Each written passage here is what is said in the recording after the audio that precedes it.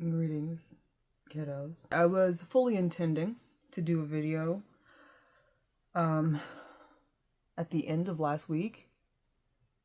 Yeah, I wanted to do a video at the end of last week before Mother's Day, because I know anytime I have to go back home, there is the threat, the imminent danger of that experience being just tremendously exhausting. Over the past few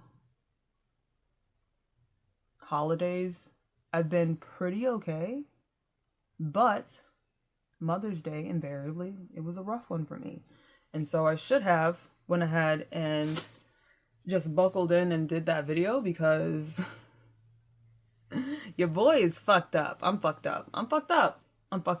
I tried to do the video before the holiday, and I'll show y'all. I'm just a little fucked up. I'm fucked up. And I feel like doing this video, I'm like kind of stressed out and fucked up. Like maybe I should do it at a different time. Maybe I should do it when I get out of the bath. I'm a little bit overstimulated.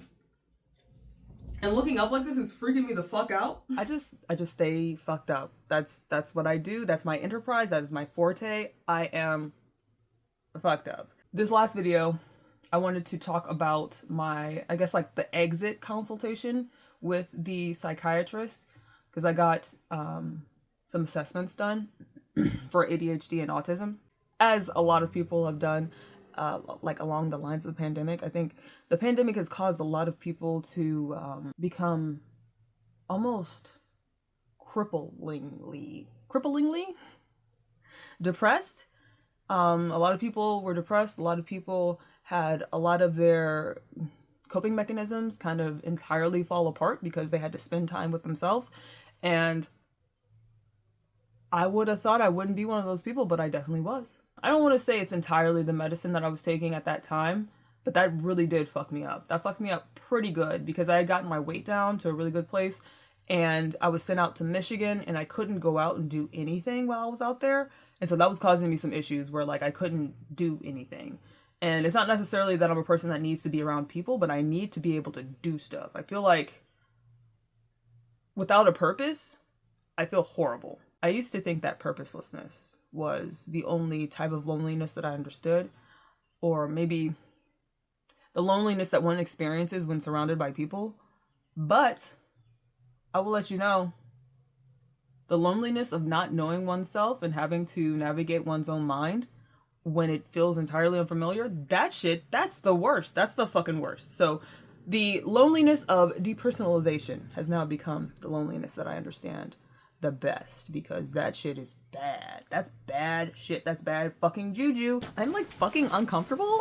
But I did this exit consultation, and I was pretty fucked up by it, because the way that he was looking at my, like, the clinical significance of some of my answers to one of those questionnaires. It was like a 340 question questionnaire, and it feels very similar to the one that I took when I got the diagnoses for all the other shit that I have going on, like the psychotic depression and all that stuff.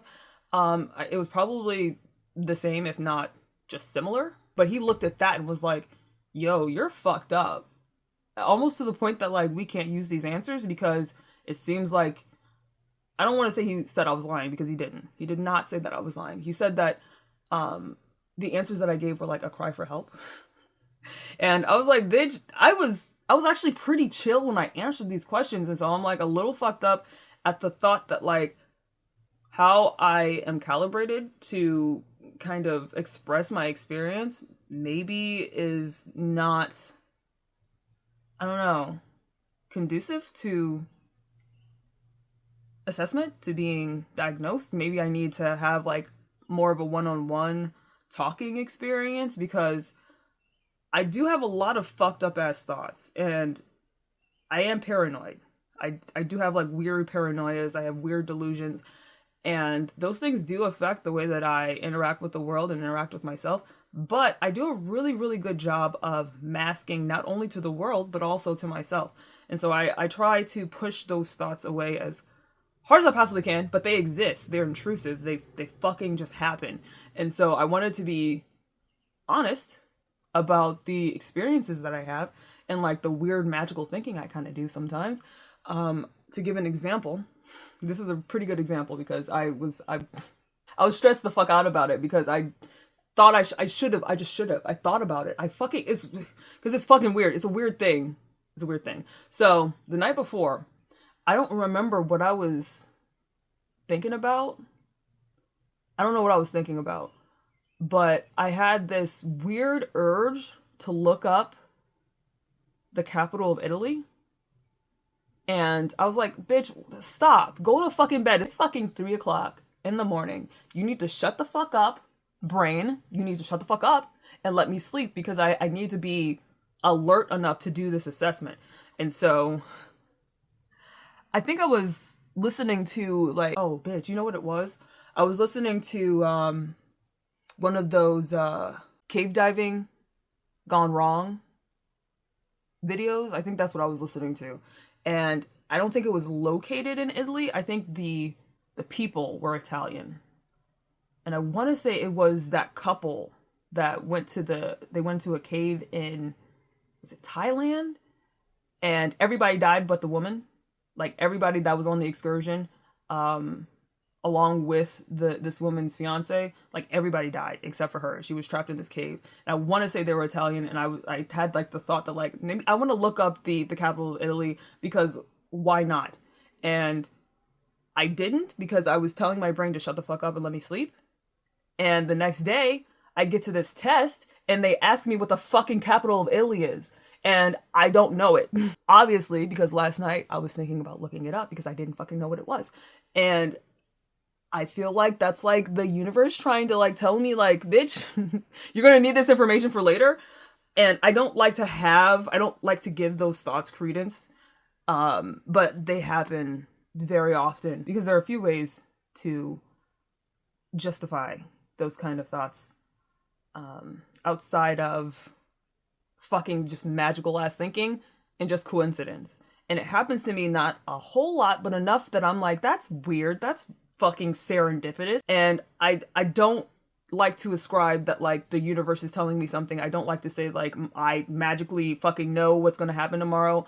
I don't like to even touch those things.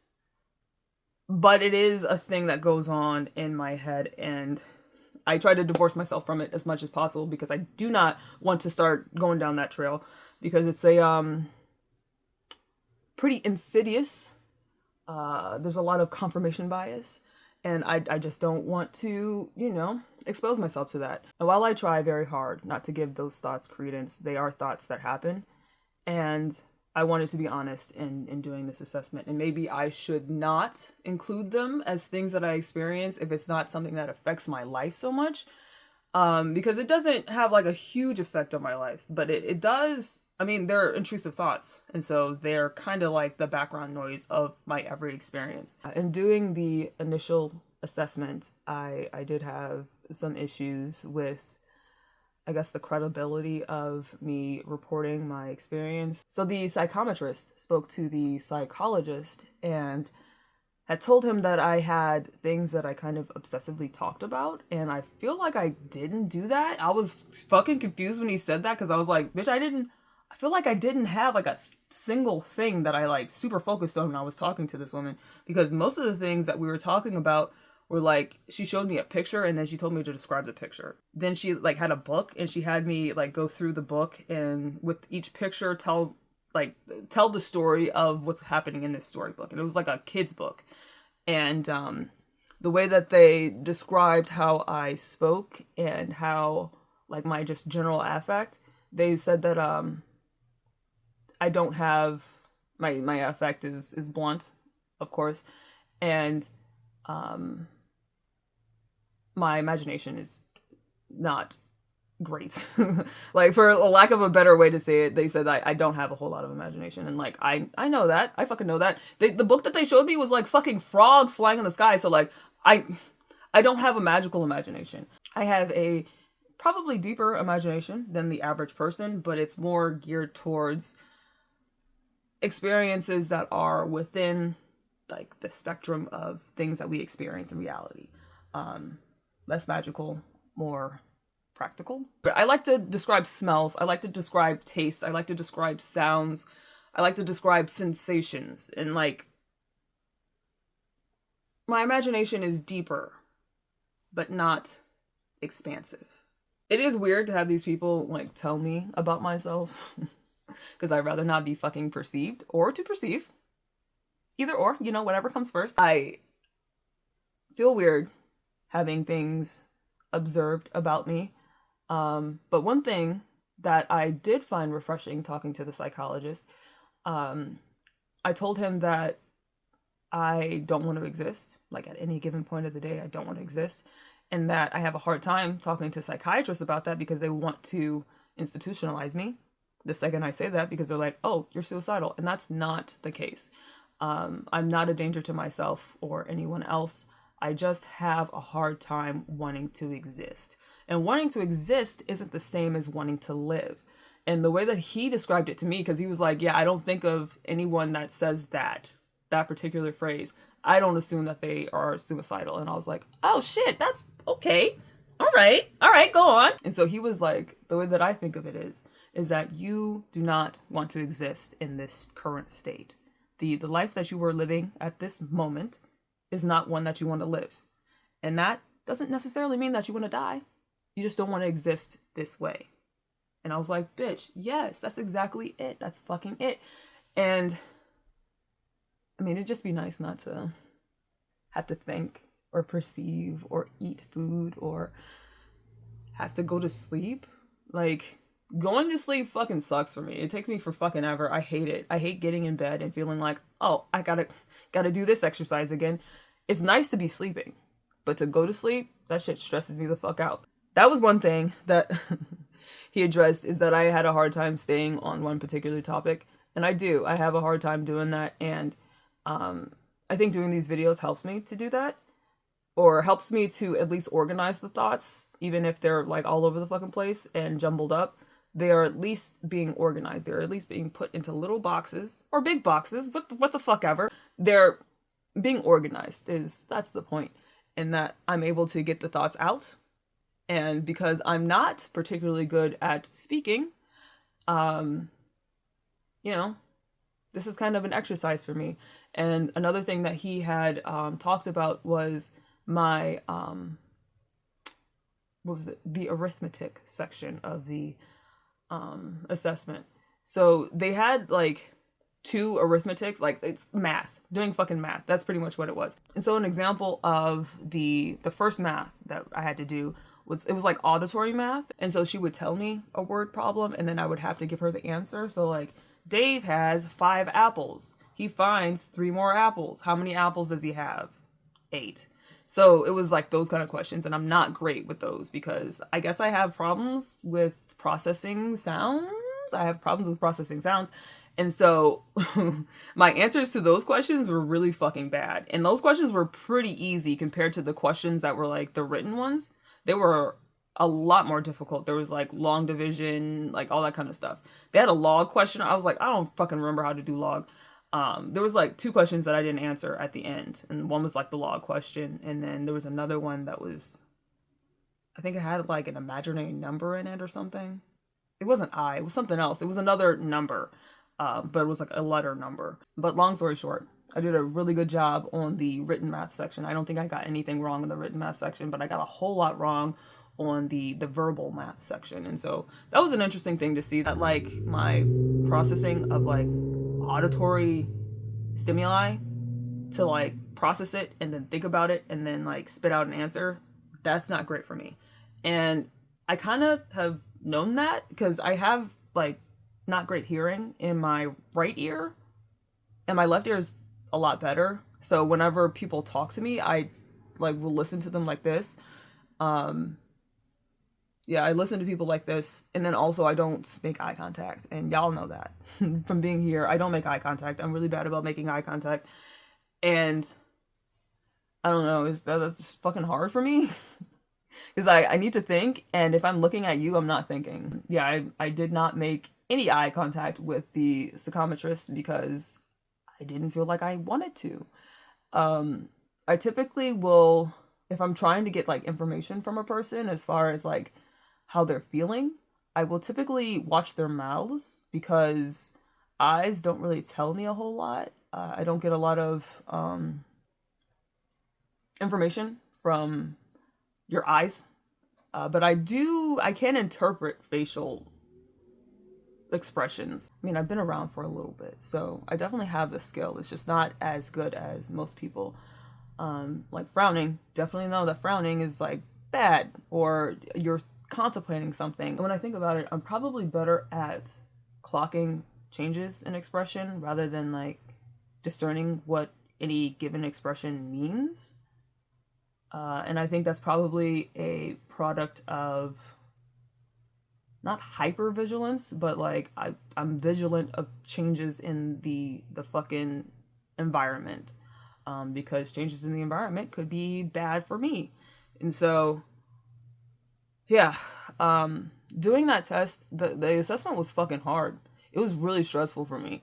The shape things, oh my god, the fucking the blocks, bitch, I felt like I was like the dumbest bitch on the planet. Holy shit, why was that so hard? Why is it so hard to create like a shape from like a shape that already exists? Why was that shit so motherfucking hard?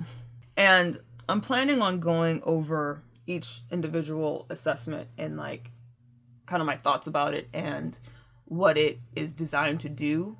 I'm planning on doing that. I just haven't gotten the results back, and so on the written report that it'll give me, it'll say each assessment, and then I can look them up and like, you know, compile a few thoughts about each thing and then tell y'all. But I will say, doing those fucking blocks, doing those blocks was hard. That was a rough fucking go for me. Wow. Probably within the next week or so, I can expect to get those results. But yeah, I'll definitely let y'all know when it happens. But I did want to talk about doing that assessment because that shit stressed me the fuck out.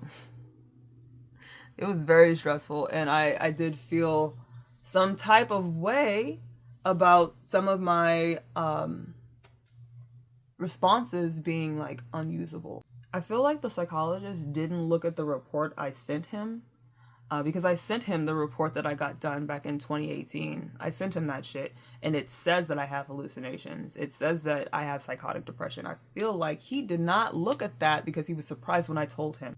But like when he was looking at my assessment, he was like, yo, I'm seeing like features of mania. I'm seeing features of antisocial. And I was like, bitch, what the fuck? I feel like I wasn't like exaggerating any of my symptoms, like exaggerating any of my experiences, but apparently I was. Apparently I was, because holy shit. And so to have him outline these things that are like pretty intense symptoms, I was surprised.